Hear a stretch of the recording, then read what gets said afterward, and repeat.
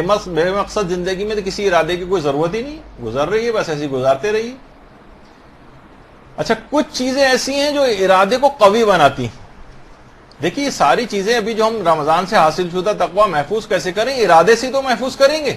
پہلے ہمیں معلوم ہو کہ ارادے کے دشمن کون سے ہیں، ان کو بھی کنٹرول کرنا پڑے گا کہ وہ کہیں اندر سے کمزور نہ کر دیں۔ اور کچھ چیزیں ایسی ہیں جو ارادے کو قوی بناتی ہیں، 5-6 چیزیں جو ارادے کو قوی بناتی ہیں۔ نظم و ضبط اور ٹائم ٹیبل کی پابندی ارادے کو قوی بناتی۔ آپ کا ایک ٹارگٹ ہوتا ہے، آپ اپنی ڈائری مینٹین کرتی ہیں، روزانہ کام جو تھنگس ٹو ڈو اور یہ سب چیزیں آپ لکھتی ہیں کہ آج مجھے کیا کرنا ہے۔ ایک ٹارگٹ ہوتا ہے، آپ کے سامنے ایک ہدف ہوتا ہے، آئندہ دنوں کا ہدف ہوتا ہے۔ تو پھر آپ کا عزم اور ارادہ، ایک دن میں کام نہ ہو تو آپ اسے اگلے دن میں اس کام کو شفٹ کرتی ہیں، دوسرے دن بھی نہ ہو سکے تو تیسرے دن کام کو شفٹ کرتی ہیں۔ تو نظم و ضبط کی پابندی اور ٹائم ٹیبل کی پابندی یہ آپ کے عزم و ارادے کو مضبوط بناتی۔ ورزش آپ کے عزم و ارادے کو مضبوط بناتی۔ انسان جب ورزش کرتا ہے، ورزش میں بھی ایک ٹائم ٹیبل کی ضرورت ہوتی ہے، اسے خاص موقع پر اٹھنا ہوتا ہے، تیار ہونا ہوتا ہے اور ورزش کرنی ہوتی ہے، واک کے اوپر جا رہا ہے آ رہا ہے، جتنی جو ورزشیں عام طور پہ کرے گا وہ ایکٹیو رہے گا۔ ورنہ عزم اور ارادہ، کوئی کام آپ کو سستی اور کاہلی عزم و ارادے کو پائے تکمیل تک ہی نہیں پہنچانے دے گی۔ ورزش سے آپ چاق و چوبند رہیں گی اور کاموں پر مستعد ہوں گی جو آپ اپنا ٹارگٹ رکھا۔ اسی طریقے سے اچھا مطالعہ، جب آپ اچھا مطالعہ کریں گی، اپنی معلومات کو بڑھائیں گی تو آپ کو خود بخود شوق پیدا ہوگا۔ اچھا مطالعہ کریں گی، آخرت کی چیزیں آپ پڑھتی رہیں گی، آپ کو زیادہ رغبت ہوگی، رغبت زیادہ ہوگی آخرت کی طرف تو آپ اقدام بھی کریں گی۔ تو اچھا مطالعہ اگر کسی کا ہے تو وہ خود بخود اس کا ارادہ بھی مضبوط ہوتا ہے۔ کبھی کمزور پڑتا بھی ہے تو حدیثیں پڑھ کے پھر دوبارہ سے اس کے اندر ایک آیات اور حدیث اور واقعات پڑھ کے اپنے اندر ایک نئی توانائی محسوس کرتا ہے اور پھر دوبارہ اس کام میں لگ جاتا ہے۔ جو اچھے مطالعے سے دور رہے گا وہ ہمیشہ اس کا عزم و ارادہ بھی کمزور رہے گا۔ اول وقت نماز کی ادائیگی، یہ آپ کے عزم و ارادے کو طاقتور بناتی۔ آپ ایک ٹارگٹ روزانہ اپنا ایک ہدف مقرر کرتی ہیں۔ بہت سے لوگ نوجوان نماز جماعت کو ہدف بناتے ہیں، تمام کاموں کو نمٹاتے ہوئے ان کو پتا ہوتا ہے کہ جناب آدھے گھنٹے بعد مجھے فلاں جگہ پہ پہنچنا ہے، اپنے آپ کو مینج کرتے ہیں، چیزوں کو کیسے نمٹاتے ہیں، ٹارگٹ بناتے ہیں، عزم و ارادہ اس کام کو کر لیتے ہیں۔ اول وقت نماز کی ادائیگی۔ اچھا، اسی طرح سے روزانہ تلاوت قرآن یہ آپ کے ارادے کو طاقتور بناتا ہے۔ روزانہ اگر آپ تلاوت قرآن کریں، ابھی اس کے موضوع پر آگے چل کر ہماری بات ہونے بھی والی ہے۔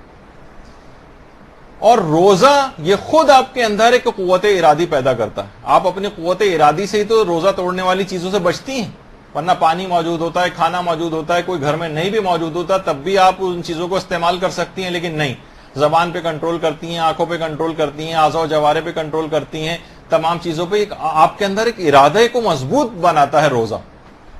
اس سے بھی صرف رمضان کی حد تک استفادہ نہیں کرنا چاہیے، بلکہ رمضان کے علاوہ جو آئندہ آنے والے دنوں اور مہینوں کے اندر بھی روزے رکھنے چاہیے۔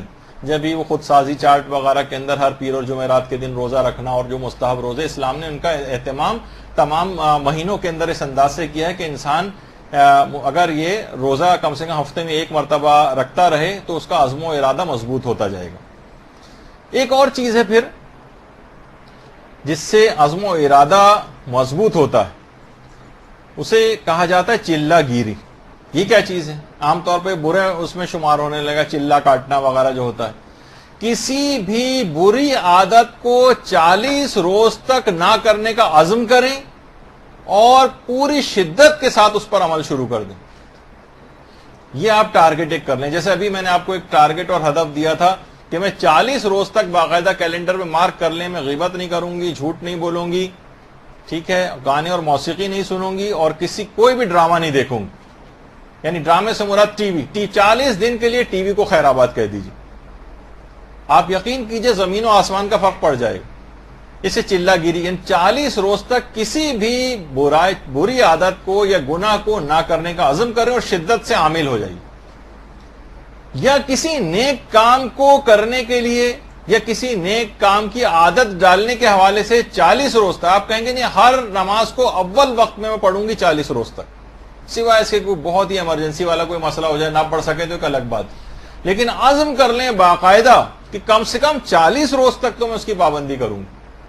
جب آپ دیکھیں گے 40 روز پورے ہوں گے تو خود اس 40 کے عدد کے اندر ایک بہت بڑی برکت، بہت فرق پڑ جائے گا۔ آپ کا عزم اور ارادہ. دیکھیے ساری چیزیں عزم و ارادے سے, ہم سب لوگ ان چیزوں کے قائل ہیں کہ یہ سب چیزیں بہت بہترین ہیں, اچھی ہیں, لیکن یہ ہو جاتا ہے ہمارے ساتھ کہ نہیں, عزم ٹوٹ جاتا ہے, ارادہ ٹوٹ جاتا ہے. اچھا, پھر ایک اور چیز ہے کہ صحیح طور پر علم حاصل کریں, یعنی جس گناہ سے بچنا ہے اس کی معلومات بڑھائیے آپ. جیسے دیکھیے کسی کو ڈائبٹیز ہو جاتی, شوگر ہو گئی, اب کیا ہے شوگر کے متعلق جہاں کوئی کتاب نظر آ جاتی ہے اس کتاب کو پڑھنے لگتا ہے اپنی بیماری کی معلومات کے لیے. کوئی آرٹیکل آتا ہے, کوئی اخبار میں کوئی لکھ دیتا ہے شوگر کے متعلق, پورا عام طور پہ مریض ساری چیزیں پڑھتے ہیں, اخباری خبریں بھی پڑھتے ہیں, اس کے کیا کمپلیکیشنز ہو سکتی ہیں, پاؤں کی کیسے احتیاط کرنی ہے, اور آنکھوں کی کیا احتیاط کرنی ہے, اور فلاں زخم ہو جائے تو کیا احتیاط کرنی ہے. یعنی جس حد تک وہ اپنی معلومات بڑھاتا جاتا ہے, وہ اپنی بیماری کو کنٹرول کرنے کے لیے زیادہ اس کے پاس ہتھیار آتے چلے جاتے ہیں. تو اسی طریقے سے جس طرح ان بیماریوں کا سلسلہ, اسی طرح گناہوں کا سلسلہ بھی. یعنی اگر آپ اس گناہ کے متعلق معلومات اپنی بڑھائیں, مثلا اس کے عواقب پڑھیں, اس کے نتائج پڑھیں, قرآن و حدیث میں کیا کہا گیا اس گناہ کے متعلق, اس کے کیا نقصانات بیان کیے گئے ہیں, دنیاوی کیا نقصانات ہیں, آخرت کے کیا نقصانات ہیں, ان کو آپ سرچ کیجئے کبھی. جو برائی اور گناہ آپ کو اپنے اندر نظر آ رہا ہے, اگر آپ واقعتاً اس کے پیچھے لگ جائیں, اس کے متعلق معلومات لینے لگیں کہ میں اس سے پیچھا کیسے چھوڑاؤں, علماء نے کیا کہا ہے, کچھ کتابیں پوچھیے, انٹرنیٹ پہ سرچ کریں, آپ کو پھر آپ کو خود بخود جب معلومات آپ کی وسیع ہوں گی تو آپ بچیں گے. ارے یہ نقصان ہے, یہ نقصان ہے, یہ نقصان ہے, اچھا اس میں مجھے شفاعت رسول اللہ کی نہیں ملے گی, اچھا میرے ساتھ یہ ہوگا, عذاب جہنم اتنا زیادہ برداشت کرنا پڑے گا. اب انسان علم حاصل ہوا, اس کے متعلق معلومات اس نے بڑھائیں, تو خود بخود آپ کا عزم و ارادہ مضبوط ہوگا معلومات حاصل ہونے کی وجہ سے کہ میں اس گناہ کو نہ کروں. یا اسی طریقے سے نیکی کے سلسلے میں بھی ہے کہ نیکی جب آپ کوئی کرنے جاتی ہیں اور اس کی معلومات آپ بڑھا لیتی ہیں, اچھا اتنا زیادہ فائدہ ہے اس کا, اچھا غدیر کے دن روزہ رکھنے کا اتنا فائدہ ہے, اچھا 1,00,000 فلاں چیز ملے گی, یہ ہوگا وہ ہوگا. جتنے فضائل اور اس کی معرفت حاصل کرتی جائیں گی اتنا زیادہ آپ اس نیکی کی طرف راغب ہوتی چلی جائیں گی, اور اس کو ترک نہیں کر سکیں گے. کوئی ارادہ مضبوط ہو جائے گا, پختگی اس کے اندر آ جائے گی. ایک چیز اور علماء نے بتائی ہے عملیات کے اعتبار سے کہ اگر کثرت کے ساتھ اللہ الصمد اس کا ورد کریں تو اس سے ارادہ بہت قوی ہو جاتا ہے.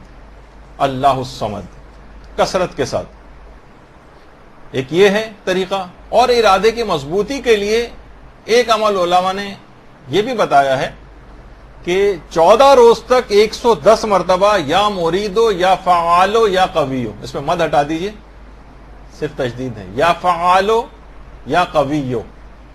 یہ 14 روز تک اگر 110 مرتبہ پڑھا جائے, یعنی پورا یہ جو جملہ ہے ایک ساتھ 110 مرتبہ پڑھا جائے, تو اس سے مجرب بہت یہ ہے کہ اس سے ارادہ بڑا قوی ہو جاتا ہے, بڑا تجربہ شدہ ہے. وہ تمام افراد دیکھیے جو جس میں ہم سبھی شامل ہیں. کوئی اور طریقہ کار بتاتے ہیں تو وہ لوگ کہتے ہیں بھائی اس کام کو کرنے کے لیے تو خود بڑا ارادہ چاہیے. تو اذکار اور دعائیں ایسی ہیں جو بہت آسانی کے ساتھ بہت سے مسئلے حل کر دیتی. اس میں آسانی کتنی, صرف 14 روز تک ہے اور 110 مرتبہ ہے, اور کسی بھی گناہ کو دماغ میں ٹارگٹ بنائیں جو آپ سے نہیں چھوٹ رہا ہے, کوئی نیکی جو آپ سے باوجود کوشش انجام نہیں پا رہی ہے, مثلا نماز شب نہیں پڑھ پا رہے ہیں, اس کے لیے 110 مرتبہ روزانہ 14 روز تک اس ذکر کو پڑھیں. یہ بڑا مجرب ہے. اور ایک علماء نے ایک چیز اور بھی بتائی ہے, وہ ہے نماز فجر کے بعد سورہ یاسین کی تلاوت روزانہ. یہ ارادے کو بہت قوی بنانے والی چیزوں میں سے. تو یہ ساری چیزیں ایسی ہیں دیکھیے کہ جو آپ کو ماہ رمضان سے حاصل شدہ تقویٰ کیسے محفوظ کریں, جبکہ یہ سارے اعمال انجام دیں گے جو آپ کے سامنے ہیں, اور اس کو تقوی کو محفوظ کرنے کے لیے جو عزم و ارادہ چاہیے وہ ان چیزوں سے حاصل ہوگا.